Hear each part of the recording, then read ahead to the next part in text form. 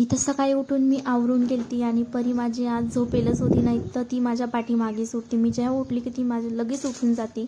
नंतर तिला नाश्त्याला मी मस्त मसाली भात केलेला होता फिक्का, मग ती तिच्या हातानेच खात होती. माझ्या हाताने 1-2 घास खाल्ले. नंतर ती बोलली की मी खाते म्हणून, मग तिच्या हातात देऊन दिलं, मग ती खात होती. हा छोटासा मिनी ग्लास आम्ही एक उरसामध्ये घेतलेला होता. कन्नडचा उरूस होता तेव्हा, आणि त्या ग्लासला 1 वर्ष कंप्लीट झालं. आणि ती खात होती तोपर्यंत म्हटले चला आपण आपले कामं उरकून घेऊया पटकन म्हणले. मग काय धुणं भांडी सगळं वगैरे सगळं आवरून केलं तर मग दुपारी जेवण केलं तर मी गिलक्याची भाजी, पोळी आणि भात. नंतर मग सहज माझ्या बॅगेकडे लक्ष गेलं आणि ती बॅग मी माझ्या मम्मीकडून आणली होती. काल परवाच आणली ती, आणि त्याच्यामध्ये रजिस्टर पण आणलेले होते काही. मला म्हणले आता आजपासून आपण नाही का मेहंदीचा क्लास स्टार्ट करूया म्हटले घरच्या घरी, त्यामुळे आणले होते. आणि त्यात पाऊस येऊन गेला, मग पटकन वरती पळत गेली.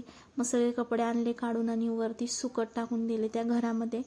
आणि सुकत टाकता कपडे ती वलानीच तुटून गेली. वापिस डोक्याला ताण झाला. आता ती पुन्हा वापिस दुसऱ्या वलानीवर टाकावं